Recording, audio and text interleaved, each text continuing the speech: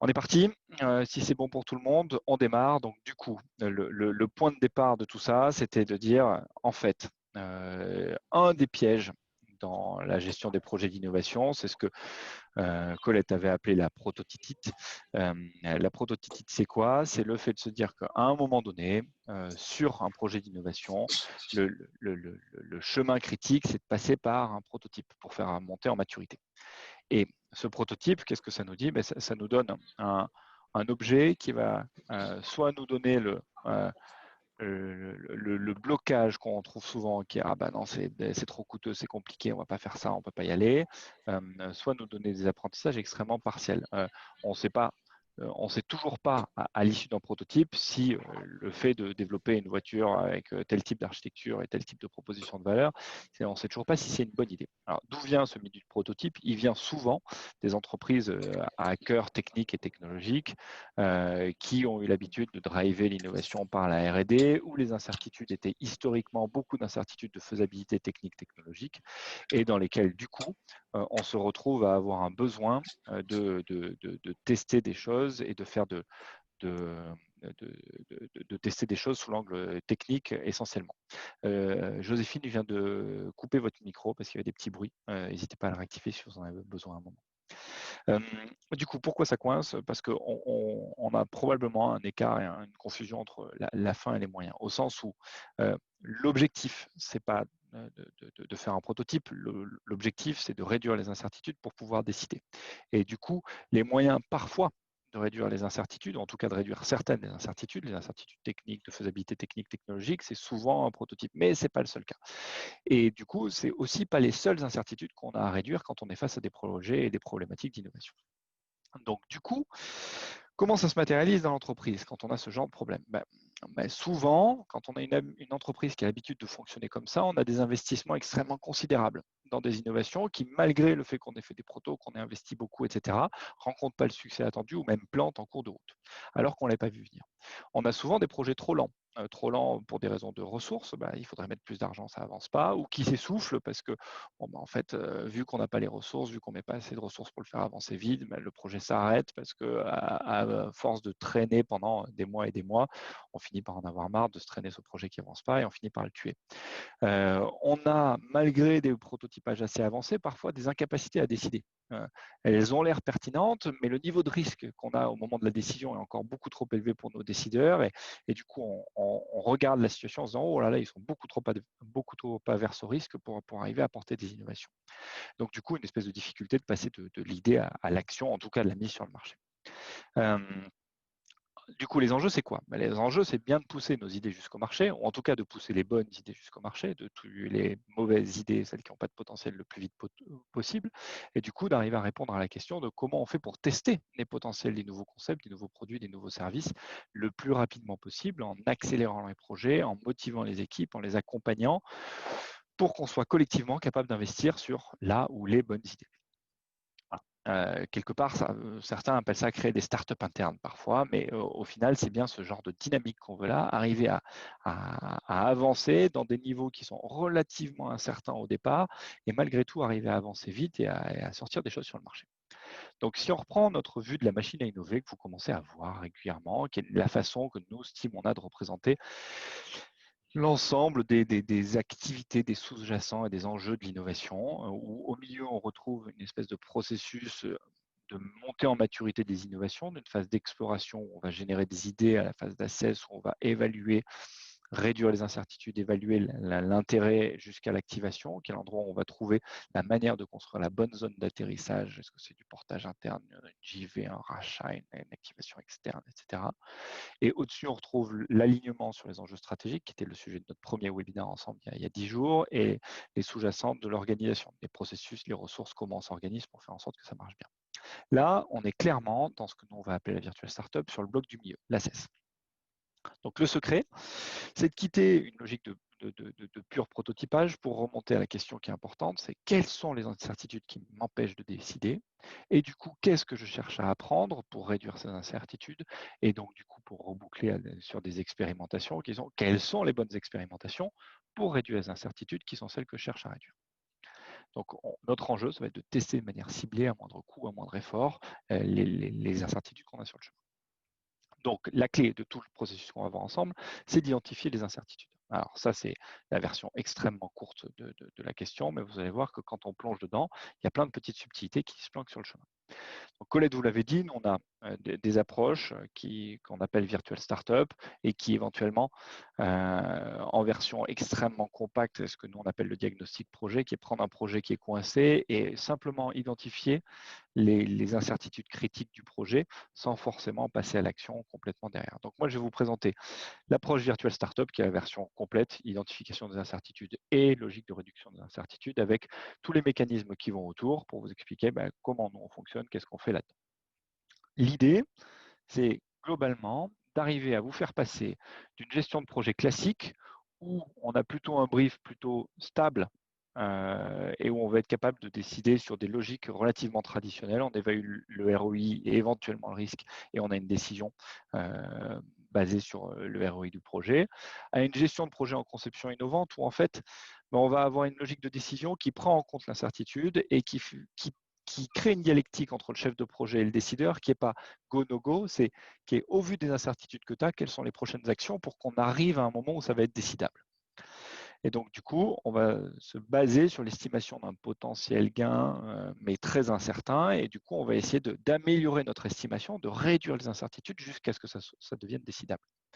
Et donc, ce qu'on dit, c'est qu'en général, la perception d'une solution, quand on la met sur la table, d'une idée, d'un nouveau business, d'un nouveau produit, un nouveau service, c'est ce truc-là. Mais la réalité, c'est que, en fait, cette idée-là, elle tient, mais elle repose sur un château de cartes d'hypothèses qui sont toutes aussi incertaines les unes que les autres. Et tant qu'elles sont extrêmement incertaines, notre enjeu, ça va être de ne pas investir beaucoup.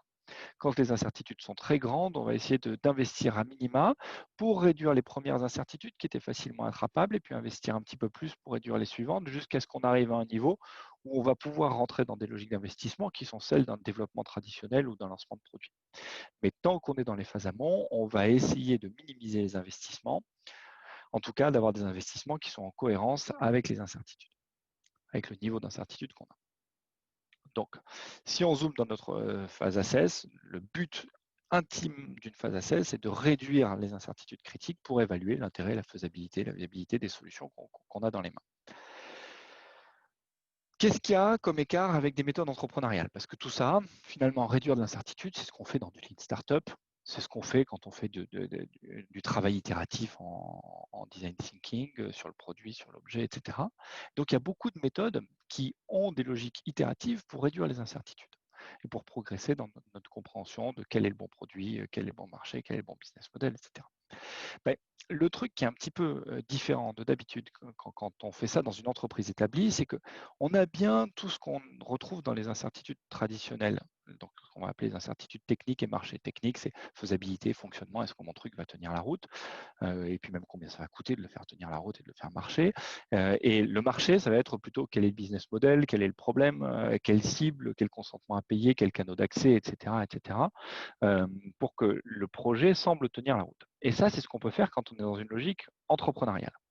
Quand on est dans une logique intrapreneuriale, dans une organisation existante, on a deux types d'incertitudes qui ne sont pas liées au projet, mais qui sont liées à l'organisation, qui arrivent et qui rentrent en jeu en plus. Les incertitudes sur les ressources et les incertitudes sur l'organisation. Les incertitudes sur les ressources, c'est comment je vais assurer le fait que j'obtienne bien les ressources pour mener jusqu'au bout mon projet. Et comment je vais créer, grâce à mes actions, les moyens d'accéder aux ressources supplémentaires, que ce soit du temps des experts, des interactions avec certaines personnes de la boîte, le soutien du DG, etc., ou du sonnant et trébuchant, le budget de l'année prochaine pour pouvoir continuer à faire avancer mon projet.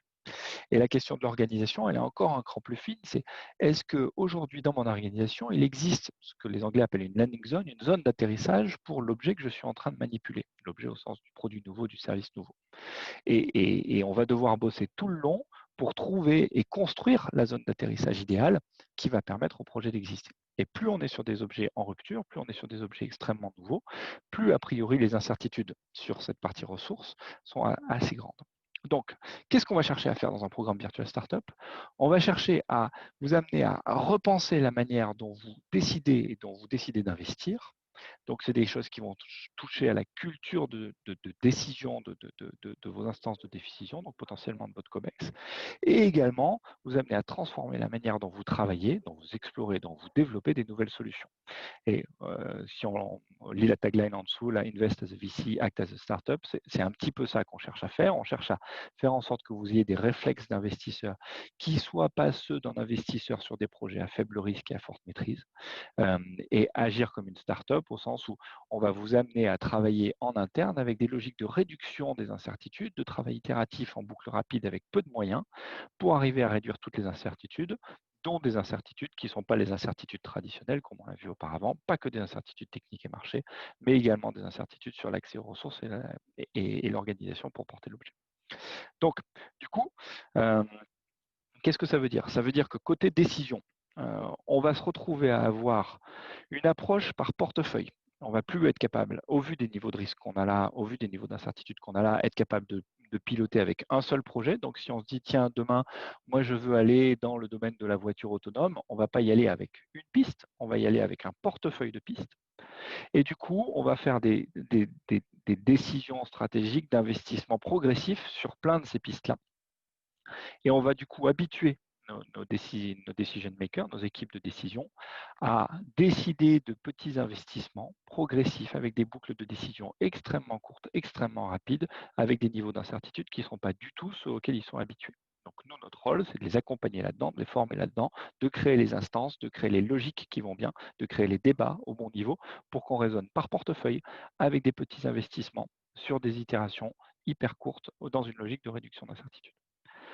Côté opérationnel, on va essayer de recréer une équipe qui est responsable de créer des offres et des produits différenciants et qui va agir sur le terrain avec des logiques d'action qui sont celles d'un entrepreneur quasiment, avec la petite nuance qu'on a vue au tout début. Donc, on va donner à vos équipes tous les outils, toutes les approches et même toutes les croyances, en tout cas les nouvelles croyances et les nouvelles attitudes qui permettent de travailler avec des projets beaucoup plus risqués, beaucoup plus incertains et malgré tout d'avancer.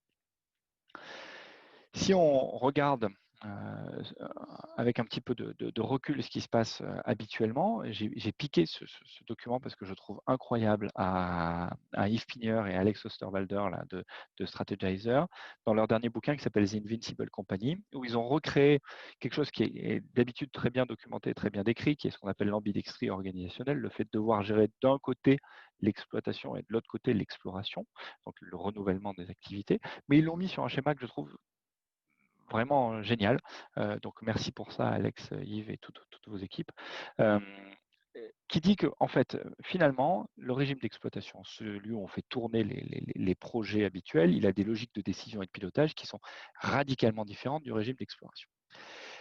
Il y a des entreprises qui ont pris ça en compte, mais qui font en sorte que, en fait, malgré tout, ici, on soit beaucoup dans une logique de go-no-go. Donc, qui ont pris les phases 3 et 4 là, de la partie d'exploration et qui se disent, bon, ben, je vais avoir quelques projets et puis je vais avoir des go-no-go sur les évaluations d'intérêt du projet et puis ensuite, je vais lancer des équipes et très vite, on part en prototypage, en lancement, en accélération du projet. Et on est très vite dans une logique relativement linéaire de go-no-go et de filtre. Ce qu'on voit, c'est qu'en fait, ce qui est important d'avoir, c'est la prise de conscience du fait que ça va être beaucoup plus itératif et beaucoup moins droit que tout ça, les phases 1 et 2, en fait, les projets vont partir dans tous les sens. Ils vont pivoter 2 fois, 3 fois, 10 fois, 15 fois, 20 fois avant de trouver leur consistance et de trouver leur intérêt. Et on n'est plus dans du go-no-go, on est dans de l'intégration d'apprentissage. Quand j'ai mené ces tests-là, que j'ai réduit mes incertitudes, qu'est-ce que j'ai appris et qu'est-ce que ça a changé sur mon projet? C'est beaucoup plus itératif qu'un processus linéaire de filtre et de funnel de NPD, de New Product Development. Et deuxième chose, c'est qu'on a un ratio entre le nombre de trucs de départ et le nombre de trucs à l'arrivée, qui est, alors, Pigneur et Osterwalder disent 250 pour 1. Je ne sais pas si c'est le chiffre exact, mais peu importe, en tout cas, ça nous dit qu'il y en a beaucoup au début pour arriver à un truc qui tienne la route à la fin.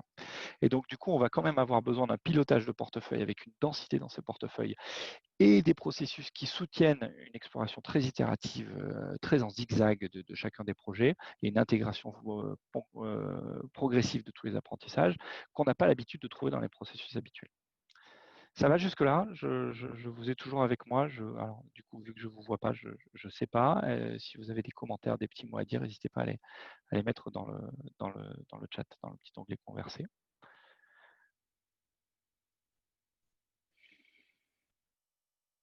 C'est bon pour vous? Merci pour la vidéo, cool.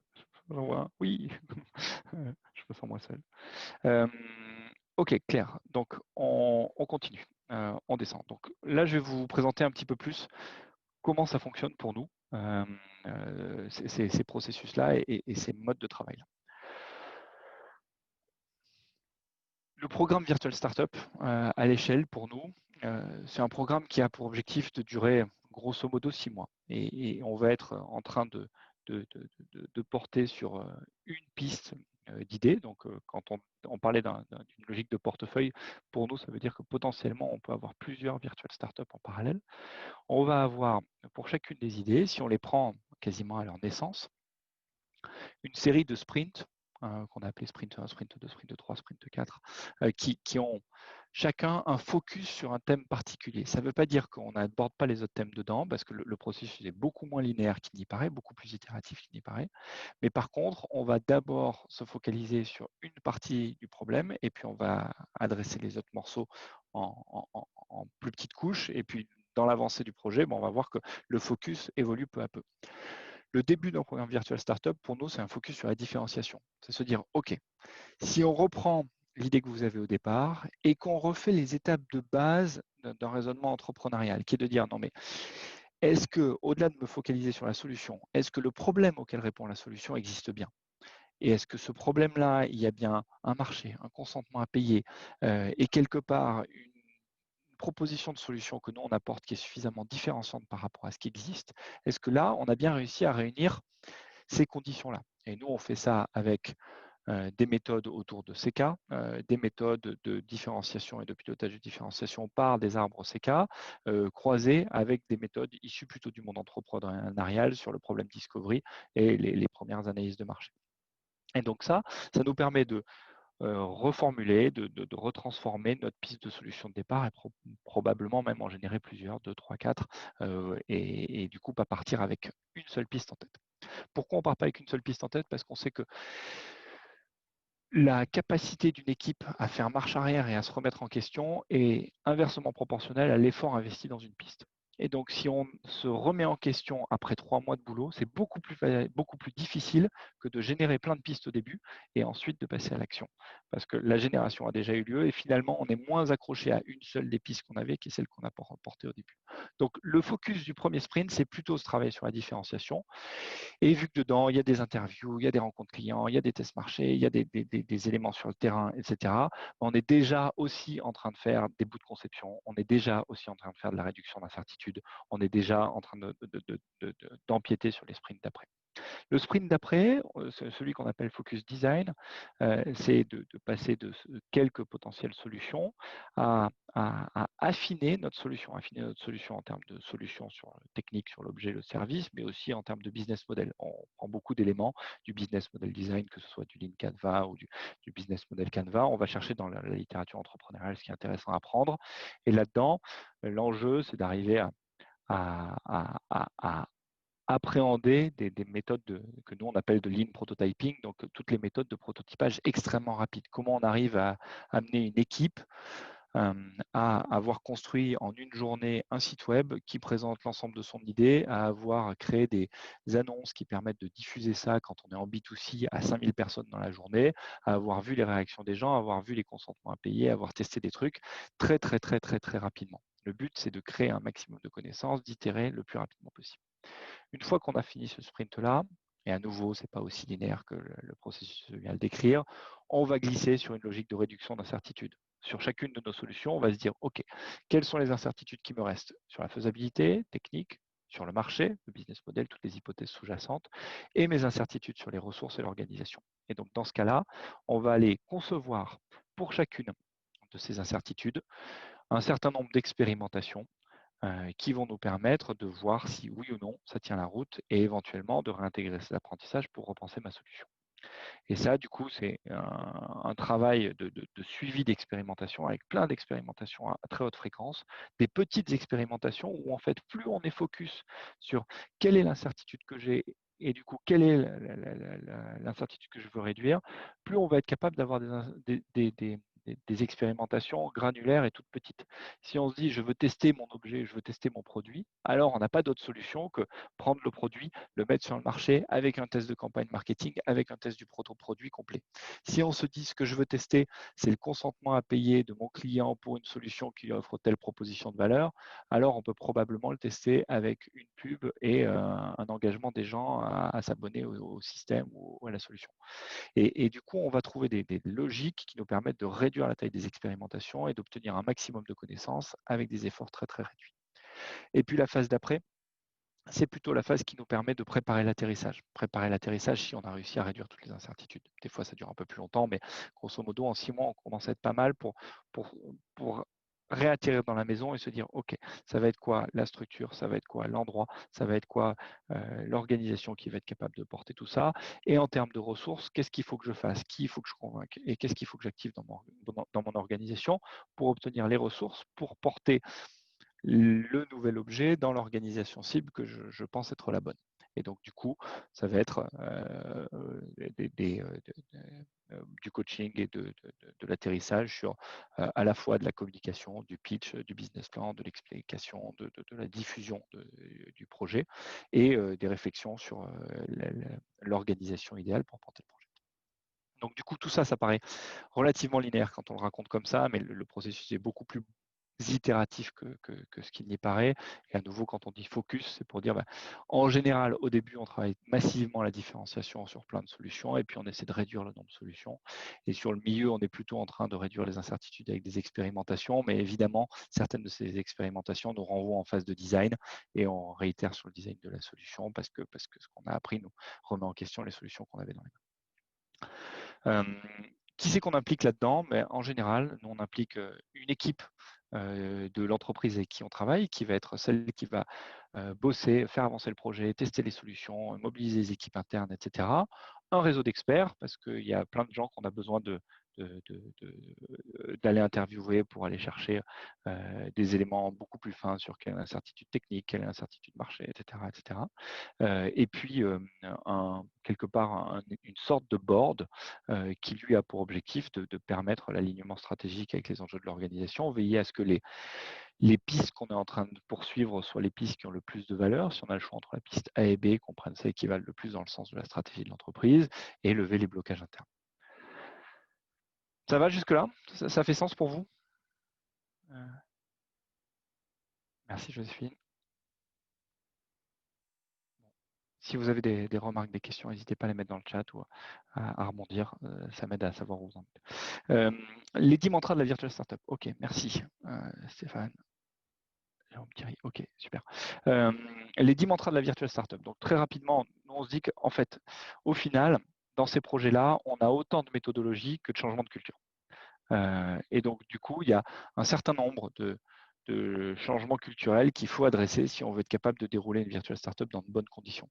Je ne vais pas tous vous les passer parce que dans la demi-heure de ce webinaire, on n'a pas forcément le temps de tout faire, mais si on zoome sur quelques-uns qui sont un peu importants. Le premier, c'est vitesse versus process. On met l'exemple des Skunkworks de Lockheed Martin en arrière-plan, là. Mais l'idée, c'est, au final, dans ces phases-là, la métrique principale de progression d'un projet, c'est la vitesse d'apprentissage. Et donc, du coup, le seul truc sur lequel on doit se focaliser et la seule question qu'on doit se poser, c'est est-ce que le débit d'apprentissage qu'on est en train d'avoir est le débit maximum qu'on peut avoir avec les ressources à disposition? Et donc, du coup, nous, ce qu'on fait, ce sur quoi on coach les équipes, c'est, attention, le but, c'est pas forcément de suivre à tout prix un processus donné, c'est de maximiser notre débit d'apprentissage. Et du coup, on n'est pas forcément là pour apporter un ROI démontré, on est là pour apporter des apprentissages. Si l'apprentissage, c'est qu'en fait, dans cette piste-là, il n'y a pas de voie qui tienne la route, ça a une valeur énorme et il faut le savoir le plus vite possible. Deuxième exemple, c'est apprentissage versus ROI, je viens de l'évoquer. Le troisième, c'est se lancer versus planifier. Ça, c'est un truc qu'on voit beaucoup avec nos clients. Je vais vous raconter une histoire un petit peu caricaturale, mais ça nous est arrivé sur un projet avec un client de leur dire que l'étape d'après, ça allait être de devoir appeler certains de leurs clients clés pour vérifier que ces gens-là avaient bien le problème qu'ils avaient. Et quand on leur a dit de le faire, ils nous ont dit oui, oui. Et puis, ça a mis une semaine avant qu'on se rende compte qu'à la fin de la semaine, ils n'avaient toujours pas passé un coup de fil. Et puis, ça a mis une deuxième semaine pour qu'ils appellent les équipes commerciales de la boîte pour qu'elles les mettent en contact avec les clients.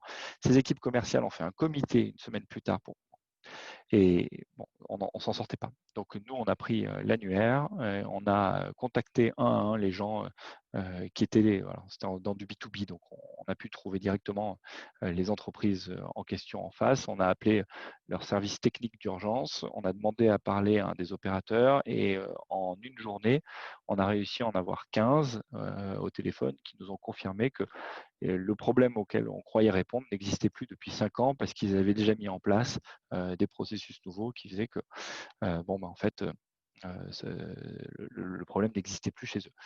Donc, le fait de se lancer et de passer à l'action, y compris sur des actions où on est en inconfort par rapport à nos métiers habituels et nos positions habituelles dans l'entreprise, ce n'est pas un réflexe traditionnel et c'est quelque chose sur lequel nous, on coach beaucoup nos clients.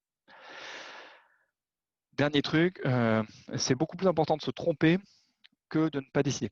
Donc, il vaut mieux partir dans une direction qui n'est pas la bonne parce qu'au final, dans une logique où on est en apprentissage permanent et en validation des hypothèses permanentes, se tromper dans le point de départ, ce n'est pas grave puisque le processus derrière va rattraper le truc. À chaque fois qu'il y a des incertitudes, on va les voir, on va les tester et on va les évacuer. Plutôt que de se dire, ah ben non, pour décider, il faudrait être sûr. Et vu qu'on n'est pas sûr, on ne décide pas et on attend. Donc, du coup, s'autoriser à se tromper, ça ne fait pas partie des choses naturelles. Et puis, l'exploration et l'itération, ce n'est pas complètement habituel. La logique habituelle de prototypage dans un processus de développement, c'est un prototype de go-no-go. Ça nous permet de valider ou d'invalider le fait que le sujet est intéressant. Mais ça ne nous permet pas nécessairement de reconcevoir massivement la proposition de valeur, de reconcevoir massivement l'architecture de l'objet. En général, le proto, il arrive à la fin. Là, on est dans des expérimentations qui sont des expérimentations qui font partie du cycle de design, partie du cycle de conception. Et donc, du coup, le but, c'est d'itérer et de modifier peu à peu nos objets. Ça va? Vous êtes encore là? Est-ce que vous avez des questions à ce stade-là, des points sur lesquels vous voudriez qu'on revienne? Donc là, c'était quelques exemples de changements culturels qui sont importants et qu'il faut qu'on adresse dans ces projets Virtual Startup.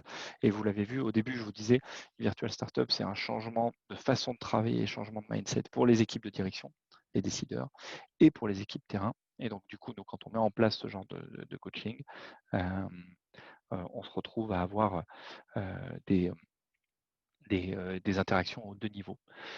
Thierry, le schéma est-il différent selon l'horizon d'innovation? Alors, oui, en partie. Merci Joséphine. Bonne journée. Du coup, en partie, il est en partie différent selon l'horizon d'innovation, au sens où plus on va être sur des innovations qui vont nécessiter des montées en maturité longues de certains éléments, la plupart du temps techniques et technologiques. Alors, on va avoir en parallèle deux types de réduction d'incertitude. Des réductions d'incertitude qui peuvent aller relativement vite, notamment les incertitudes marché, les incertitudes d'acceptation de business model, etc. C'est des trucs sur lesquels on peut itérer relativement tôt. Et puis des incertitudes plutôt moyen-long terme qui sont les incertitudes sur la montée en maturité technique et technologique. Quand on travaillait chez Turbomeca, typiquement, il y a des incertitudes où on a eu besoin de 2-3 ans de tests sur des bancs pour arriver à voir si ça tenait la route ou si ça tenait pas la route. Du coup, ce qui va changer dans ce cas-là, c'est qu'on peut avoir deux types de programmes avec deux horizons de temps un petit peu différents. Mais on va se retrouver à lancer un programme de R&D d'une part et de l'autre part un programme de réduction d'incertitude sur des temps plus courts. Qu'est-ce qu'il faut avoir en tête malgré tout? C'est que c'est souvent intelligent de classer nos incertitudes par criticité et de ne pas engager des programmes très long terme tant que les incertitudes court terme ne sont pas complètement levées, parce que ça peut infléchir massivement le programme de R&D qu'on va avoir à mener, et du coup le lancer en avance de phase sans avoir la certitude que le business case tienne la route ou que la proposition de valeur tienne la route, ça peut amener à des investissements massifs sur lesquels on revient par la suite. Donc nous, on a tendance à dire qu'il faut garder les mêmes logiques, même sur des horizons de temps d'innovation relativement longs, pour pouvoir éviter les investissements dans des pistes longues quand on n'est pas du tout sûr de l'intérêt. Je ne sais pas si ça répond à la question de Thierry, mais en tout cas, c'est une partie de la réponse. Ok. Ouais, si vous avez d'autres questions, n'hésitez pas. Je glisse là en 2 minutes sur les méthodologies qu'on va utiliser dans ces trucs-là, dans ces méthodes-là. Donc du coup, sur le focus différenciation, vous en doutez, nous, on va être très centré sur ces cas, avec pour objectif de se libérer des biais cognitifs et des limitations de connaissances qu'on a aujourd'hui. Donc du coup, générer des pistes radicalement différenciantes. Sur le focus d'après, sur la conception, on utilise des logiques de description, des solutions qui nous permettent de ne pas rater des morceaux de la solution, à la fois de ne pas rater les aspects de proposition de valeur, d'usage, de business model, les interactions avec le reste de l'environnement, le fonctionnement, enfin, se retrouver à avoir développé quelque chose qui tient la route sur tous les plans, sauf sur le plan de l'interaction avec la machine de mise en œuvre chez le client à qui on va vendre l'objet.